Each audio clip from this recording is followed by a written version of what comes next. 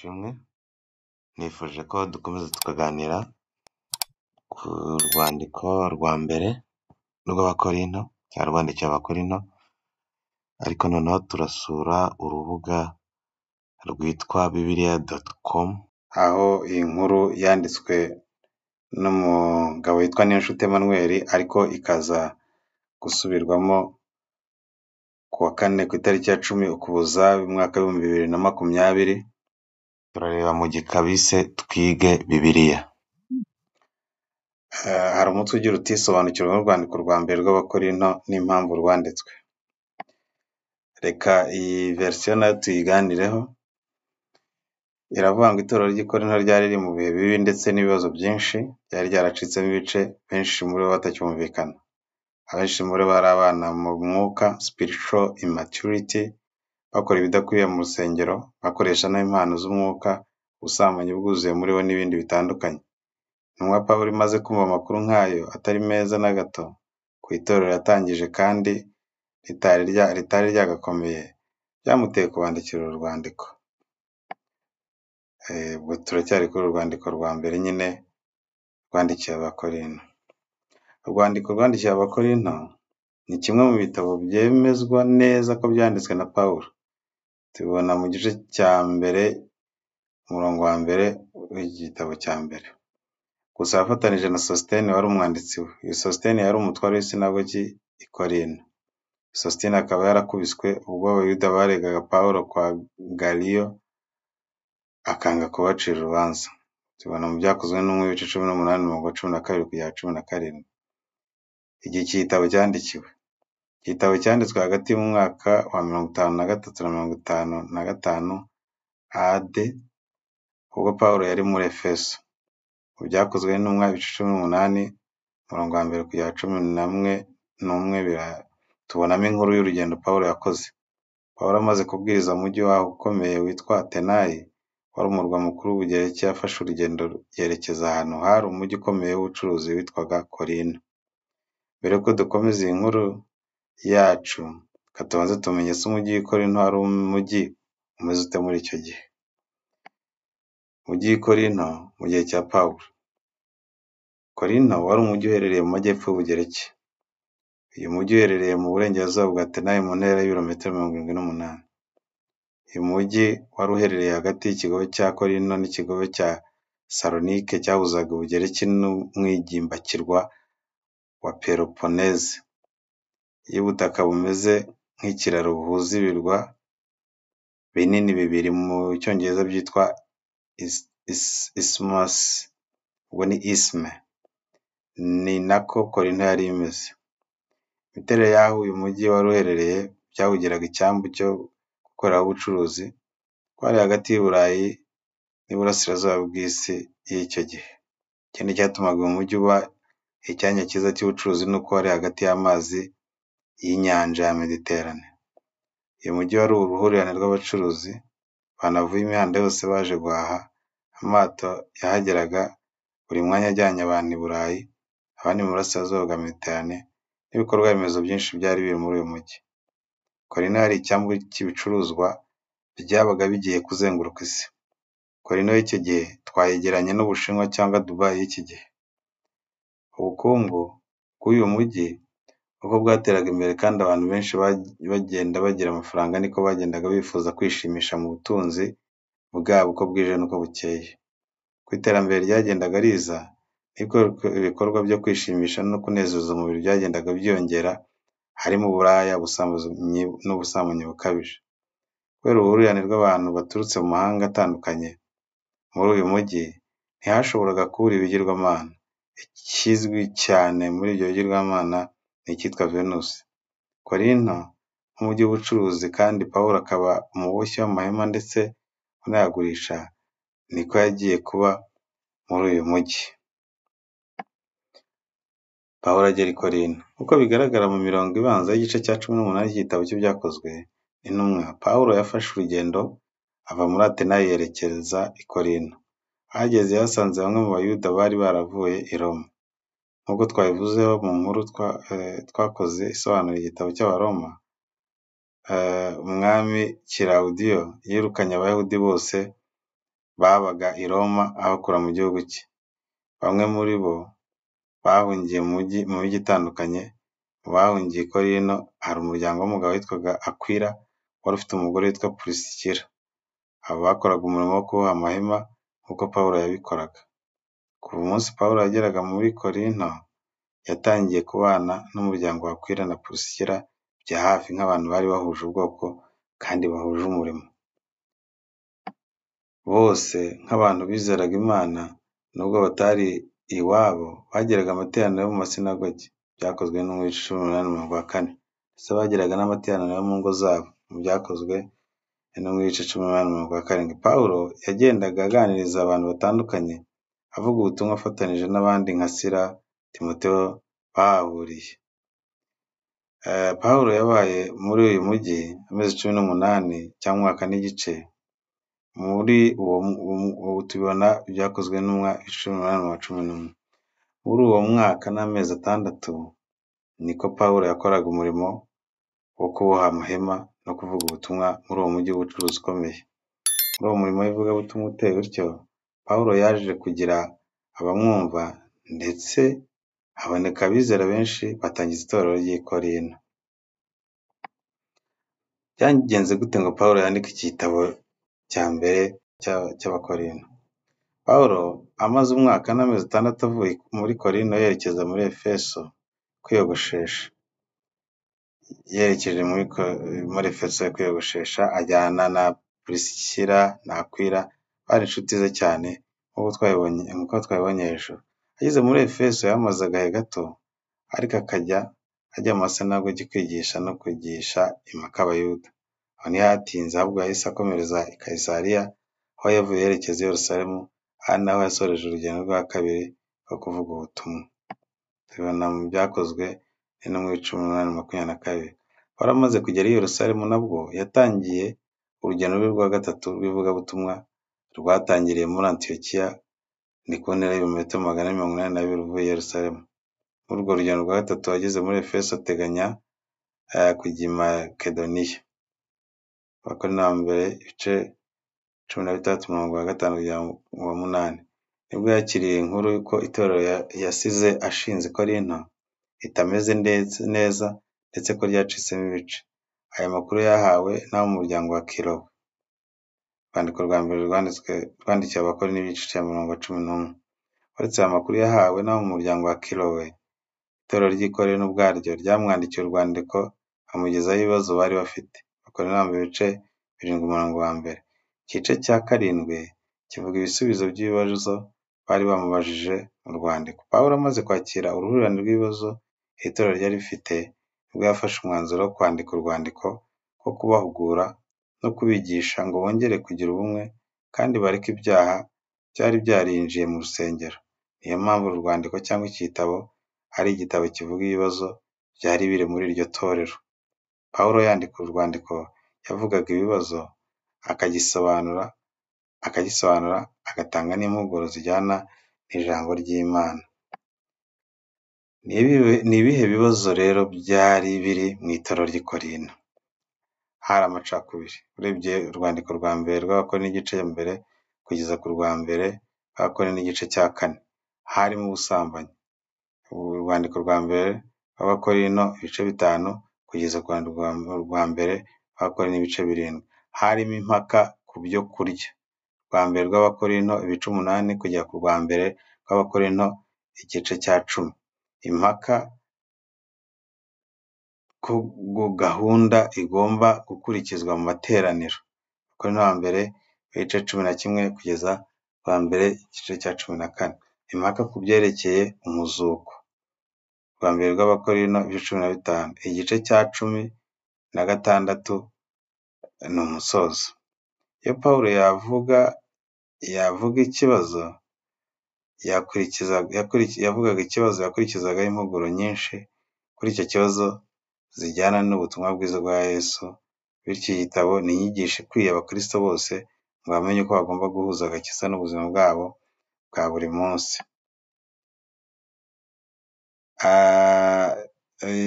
Imiterere y'igitabo. Impuguro ku byerekeye amacakubiri. Mu itorero ry'i Korinto harimo impaka zitandukanye zishingiye ku macakubiri. Nyuma y'uko Pawulo avuye i Korinto, hari umugabo w'umuyuda witwaga Apolo wageze muri Efeso. Uwo Apolo ngo yari umugabo w'intyoza kandi w'umunyabwenge. Byakozwe n'intumwa 18:24. Kandi ngo yari azi kwigisha neza. Yavugiraga amasinagogi akajya impaka n'abayuda, akabatsinda rwose akabemeza ko Yesu ari we Kristo. Twibuke hejuru aho twigeze kuvuga ko Akwila na Prisikila wa muryango ukomeye w'i Korinto wari waraherekeje Pawulo muri Efeso aho yaje kubasiga. Bivuze ko Apolo agera muri Efeso yasanze Akwila na Prisikila batarava muri uwo mujyi wa Efeso. Muri uko kwigisha kwa Apolo n'ubuhanga bwinshi byatumye abantu bamukunda cyane, harimo na Akwila na Prisikila, maze bamujyana muri Korinto iwabo. Aho niho Apolo yahereye avuga ubutumwa mu Korinto, mu gihe Pawulo yari adahari yaragiye nk'uko twabibonye. Uyu Apolo mu gihe yavugaga ubutumwa, abantu benshi barakijijwe baza mu itorero, maze biyongera ku bari barabwirijwe na Pawulo. Gusa nyuma yaho gato, ibyo byateje amacakubiri, aho ababwirijwe na Pawulo batumvikanaga n'ababwirijwe na Apolo. Bamwe batangira kuvuga bati jye ndi uwa Pawulo, abandi bati ndi uwa Apolo. Hari n'abavugaga ko babwirijwe na Petero. Abo bakaba bashobora kuba ari bamwe bakijijwe i Yerusalemu ku munsi wa Pantekote. Hari n'abandi bavuga bati twe turi aba Kristo. Igice cya mbere cy'Abakorinto ba mbere, umurongo wa 14 kugera 14. Pawulo yarabuhuguye ababwira ko ibyo bitekerezo ari byo abantu batari bareka kamere ngo bakore mu by'umwuka, maze abakurira inzira ku murima, ababwira ko nta wundi ukwiye guhabwa icyubahiro uretse Imana. Abakorinto ba mbere 3, umurongo wa 7. Abigisha, abayobozi ndetse n'abandi bose bafite icyo bakora mu itorero, bose ni imbata z'Imana. Nta n'umwe muri bo ukwiye gushyirwa hejuru, nta n'umwe abantu bakwiye kwishingikirizaho uretse icyubahiro nyir'itorero gusa, ari we Kristo. Aho cyaka byerekeranye n'ibyaha by'ubusambanyi byari byadutse mu rusengero. Nk'uko twabivuze hejuru, tubasobanurira aho Korinto yari iherereye, n'uko uwo mujyi wari umujyi w'ubucuruzi kandi wuzuye ibyaha by'ubusambanyi no gusenga ibigirwamana. No mu itorero, ibyo byaha Imana yanga urunuka byaje kugeramo, aho umuntu yari asigaye aryamana na mukase. Igice cya mbere, Abakorinto ba mbere 5:1. Kandi bakajya kuryamana na za maraya zabaga mu nsengero z'ibigirwamana. Igice cya mbere cya 6, umurongo wa 16 kugera 18. Kandi bagakora ibyo byaha by'ubusambanyi bavuga ngo Yesu yarababohoye, abaha umudendezo wo gukora ibyaha nta kibazo. Ibindi Pawulo yahuguye ni ukutishyira hanze, kuko iyo havukaga ikibazo hagati yabo ntibagikemuraga nk'Abakristo, ahubwo bajyaga mu nkiko z'abatizera kuregana. Abakorinto ba mbere 6:5 kugera ku wa 7. Barakomeza bahugura babwira ko Yesu yapfiriye ibyaha byabo, harimo n'ubusambanyi. Ibyo byaha nibyo byari byarashenye umubano mwiza ikiremwamuntu cyari gifitanye n'Imana. Kureka ubwo busambanyi budutandukanye n'Imana ni kimwe mu byo dufite gushimisha Imana. Baravuze ko niba Yesu yarazutse kandi yari yarapfuye, natwe ariko yatuzuriye imibiri. Niyo mpamvu ibyo ukoresha umubiri wawe bifite ikintu kinini bivuze, ni ukwiye gukoresha ibyo ushaka byose. Tubona mu gitabo cya 6 cyangwa igice cya 6 umurongo wa 13 kugera ku 15, n'igice cya 6 umurongo wa 19 kugera ku 20. Mu gice cya 7 cy'iki gitabo tuhasanga ibaruwa cyangwa se urwandiko Abakristo b'i Korinto bandikiye Pawulo bamusobanuza ibyerekeye kurongora no gushyingiranwa, gutandukana kw'abashakanye no kudashaka n'imibanire y'abashakanye.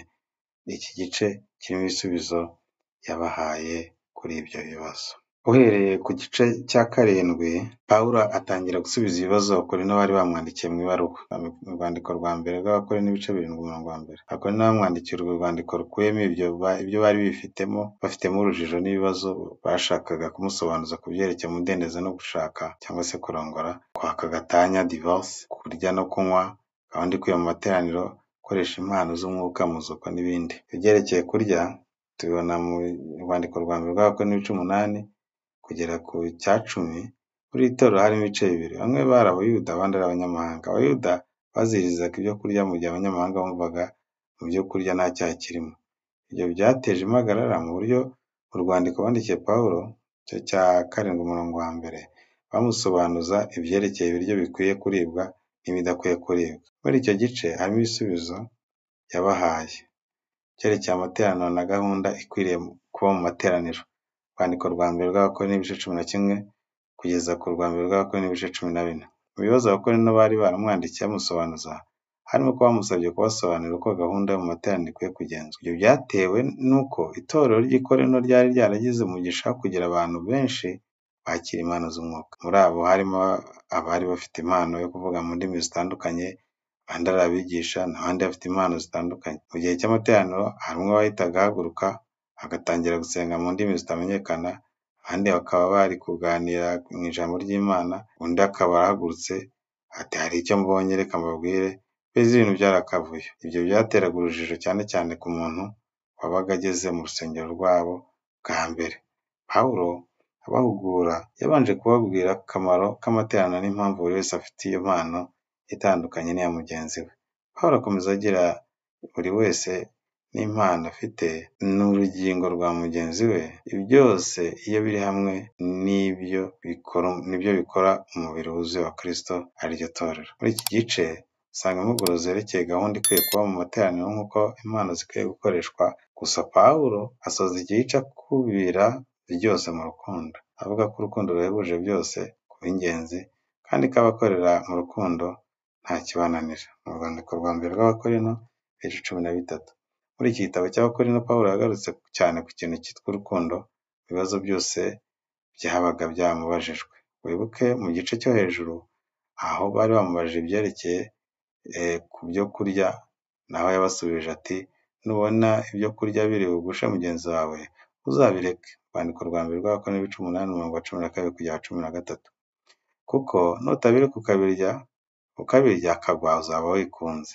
Niba ukunda mugenzi wawe ntuzemere kurya ibyatuma abura ubugingo, ahubwo uzemere guhara ibyo ukunda no kuba umukozi w'abandi ngo bakizwe. Mu rwandiko rwa mbere rw'Abakorinto 9:19. Ageze no gukoresha impano z'umwuka niko yabigenje. Pawulo yagize ati impano zawe zikwiye gukoreshwa mu buryo butuma abandi bakira agakiza kandi ntibagwe. Ibyo yabivuze ubwo yabahuguraga ku mpano yo kuvuga indimi nyinshi. Yagize ati uvuga ururimi rutamenyekana ariyungura, ariko uhanura yungura itorero. Kandi ubuzima bw'urukundo ni ubuzima buzira kwiyungura ubu bwawe, ahubwo n'ubuzima ubaho uri umugaragu w'abandi. Yamara mu gice cya 13 cy'uru rwandiko yavuze ku rukundo. Impano zose bazikoresheje mu rukundo zakungura itorero. Ibyerekeye umuzuko tubona mu gice cya mbere Abakorinto ba mbere igice cya 15. Pawulo amaze kuva i Korinto hari abantu batangiye kwigisha abandi ko umuzuko ari ibitekerezo by'ubusazi kandi ko kuzuka bitazigera biba. Pawulo muri iki gice yahuguye Abakorinto abibutsa ibyo bigishijwe. Urwandiko rwa mbere rw'Abakorinto 15 umurongo wa mbere kugera ku wa 2. Barakomeza bemeza ko Yesu yazutse ndetse hari n'abahamya benshi b'ibyo. Urwa mbere rw'Abakorinto 15:3-7. Muri iki gice akomeza ababwira ko niba Kristo yarazutse ntawe ukwiye guhakana ko ntawe uzuka. Igice cya 15:12. Kandi ko niba atarazutse ntacyo gukizwa byaba bimaze. Igice cya 5:14-17. Ariko niba yarazutse azatuzura natwe. Igice cya 15:20-22. Niba ushaka gusobanukirwa ibyerekeye umuzuko wasoma igice cya 15 cyose. Umusozo w'igitabo n'intashyo tubibona mu gice cya 16. Insanganyamatsiko y'igitabo insanganyamatsiko yacyo ntigaragaza neza bitewe n'uko intego nyamukuru yari ukuvuga ku bibazo bitandukanye byari Korinto. Ariko ni igitabo cyigisha umukristo kuba mu buzima ubwo ari bwo bwose. Icyo ukora cyose ukirebera mu ndorerwamo y'agakiza. Urugero ubuyobozi, kurya, amateraniro, gushaka, gutandukana no mwashakanye n'ibindi bibazo byose byari byabajijwe Pawulo. Ahasigaye tugitangirana urugendo, tugende tuzakiganira turinde tugisoza. Imana nibahe umugisha.